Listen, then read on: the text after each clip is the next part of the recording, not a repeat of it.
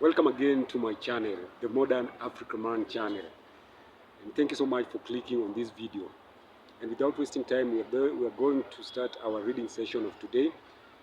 And we are going to start with our first inventor, mwenye writer amanza na yeye. Na just for a reminder, this book is going to take us from one stage to another stage of life, and we are going to start with the ancient time. The writer has started with the ancient time. Who are the inventors of the ancient time? And from that level, we are going to start with Imhotep. Imhotep lived about 2970 BC before Christ in the reign of King Zoser of Egypt, the earliest architect whose name we know. Designed and built the very first Egyptian pyramid, the first individual person to have designed a monument, created a lasting memorial to one of the early kings of Egypt, revered by ancient Egyptians for his wisdom, awarded the status of a cult hero and a god in later centuries.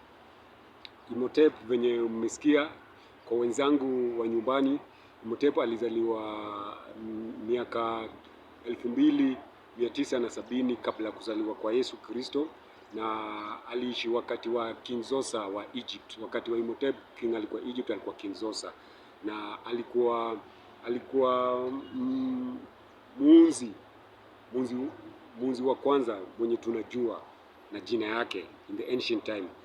Alikuwa mtu wa kwanza kudesign pyramids, zile ancient pyramids. In fact, kama alikuwa mtu wa kwanza kudesign pyramids, inasemekana idea ya pyramid ilitokea kwa Imhotep. Na ilikuwa mtu wa kwanza kudesign kitu kama hiyo. Wazungu wanaita monument. Before that hakuna mtu alikuwa amedesign kitu inaitwa monument. Imhotep ndiye alikuwa mtu wa kwanza kudesign monument. Na alipendwa sana na wa Egyptian kwa wisdom yake, which is hekima, na mafunzo yake pia. Na pia alikuwa aliadiwa awadi ya kuwa a cult hero. Yani ni mtu alianzisha sect, ni kama sect. Unajua ukianzisha group ama sect with an idea wanaita cult, sababu haitakuwa recognized na state. So wanamrevere na wanamcongratulate na kumpenda, sababu alikuwa mtu wa kwanza ku start such a thing, a cult yenye could change watu positively. So let's dive in and read more about Imhotep. Imhotep was an ancient Egyptian, a physician and advisor to King Zoser. It was Imhotep who designed the unique step pyramid at Saqqara, overlooking the city of Memphis. Not surprisingly, in time, Imhotep came to be revered as a great guru. By 500 BC, 500 years before the Christ, over 2,000 years after his death, he was regarded as a minor god, the life-giving son of Ptah, the god of Memphis. Scribes poured out libations to him before beginning their work. The Greeks saw him as the Egyptian equivalent of their god of healing, Asclepius. Many bronze figurines of Imhotep as a god of healing have been found.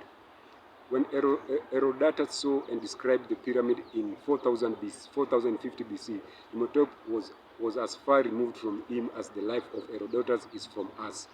One poet wrote, "I have heard the discourses of Imhotep and Hadedef, with whose words men speak everywhere. What are their habitations now?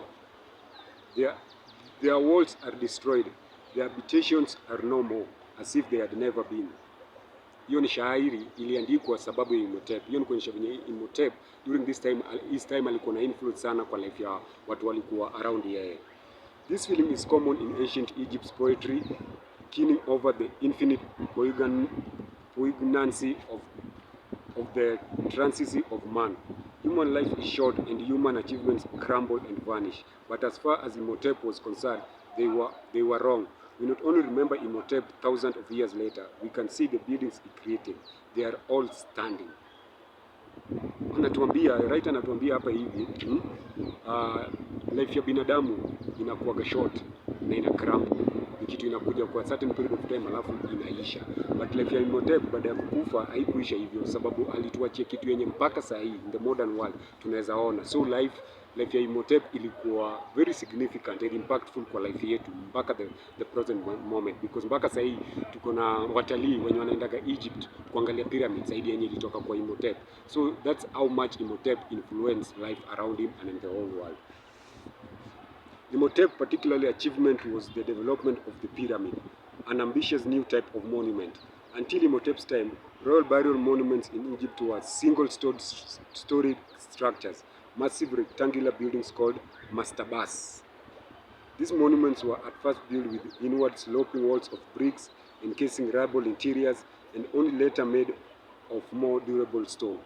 Tunaambiwa before Imhotep, kings wa Egypt walikuwa wanazikwa kwa structure fulani ilikuwa inaitwa mastabas, but after Imhotep that changed na wakaanza kuwa wanazikwa ndani ya pyramid ku conserve their body and their wealth, their wealth isizaeke, sababu history tuko nao kidogo about pyramid.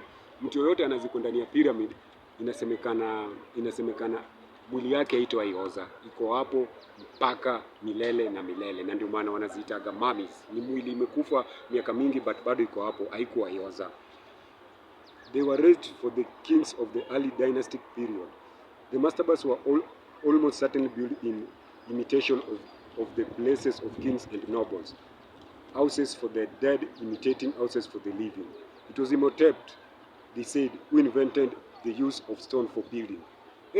Historia nyingine pia tuko nayo hapa hivi yenye hatukuwa tunajua. Imhotep ndiye alidiscover kutumia mawe kubuild. So mpaka sasa tunatumia mawe. So hiyo idea ilitoka kwa Imhotep. Japokuwa hajasema walikuwa wanatumia nini before Imhotep, but sasa at least tunajua Imhotep ndiye alikuwa mtu wa kwanza ku construct a monument akitumia mawe. Hii idea ya kutumia mawe ku construct ilitoka kwa Imhotep. Kumbuka hiyo, Imhotep's step pyramid was built in an enclosure that imitates the plan of King Zosa's palace in Memphis. It features blind doorways carved in solid stone, doorways that stand tantalizingly ajar. They give mortals no hope of success to the interior. The step pyramid, which was revolutionarily designed, started off as a limestone-faced square mastaba 8 meters high, covering a maze of underground royal burial chambers. Then Imhotep had the inspired idea of building another, slightly smaller mastaba on top, and then 2 further mastabas, each smaller than the last, stuck on top of that. At this point, he realized that he had created an imposing monument that could very easily be made even more imposing by increasing the area of the base and adding further 2 stories. The final version of the step pyramid had 6 stairs.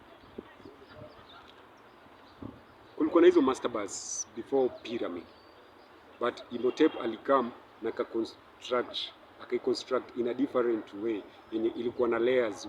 Ukitoka kwa moja unaenda kwa ingine mpaka kawacha akiwa ameka layer 6. By the time alikuwa na nini, alikuwa amebuild pyramid from mastabas yenye ilikuwa na layers ka 6. Yani he changed that thing and he changed how kings were being buried and places of burial of kings in Egypt. Remember that. Let's continue. Imhotep's new buildings was higher, more complex, more impressive than anything that had been previously been built in Egypt. It was also very luxuriously fitted out with stone carvings and beautiful vessels of alabaster, porphyry, and serpentine. Although many of the fittings have been plundered, a surprising number still lie in place at the site, and the pyramid itself still stands intact. Tunaambiwa mpaka saa hii hiyo pyramid ya Imhotep, although imeguswa na ikaribiwa kidogo, but mpaka sasa as we are speaking ni kitu unaweza enda na observe na uone. That's how Imhotep influenced our lives. Later pyramids were built on an even grander scale, but it was Imhotep who showed the way by inventing the pyramid design, and in effect became the designer of the oldest wonder of the ancient world. Expert opinion has it that Imhotep achieved this remarkable design in one go, actually thinking it out during the course of building the step pyramid. He can also be credited with being the first royal servant to give his patron, King Zosa, the immortality he craved. In 3000 BC, kingship was itself in its infancy. With the new phenomenon of kingship came personality cults, and with those came the desire to make visible impact on the landscape, the desire to be forever remembered. Imhotep was the first person to fulfill those desires. kings na leaders wa kitambo walikuwa na crave sana for immortality. Immortality ni kumaanisha hautawahi kufa. Unaweza kuwa umekufa kimwili, lakini historia yako na maisha yako itabaki kwa life ya watu wengi. So tunaambiwa kings na leaders wa hiyo time walikuwa na crave that for so much. There's nobody who gave them that service apart from Imhotep. Ndiye alikuja na ka change things na akatengeneza pyramid yenye ilikuwa inaweza conserve body ya kings, their history na their property, yenye coming generations wanaweza learn na kuget to na kuget kukua knowledgeable na information kutoka that. Imhotep alichange the world na alichange society alikuwa nayo, na life yake ili influence life ya watu sana in the world. Today tumesoma about Imhotep, kesho tutasoma about Hammurabi. So thank you for watching, continue following, subscribing on YouTube and sharing this video. Until our next video, bye bye.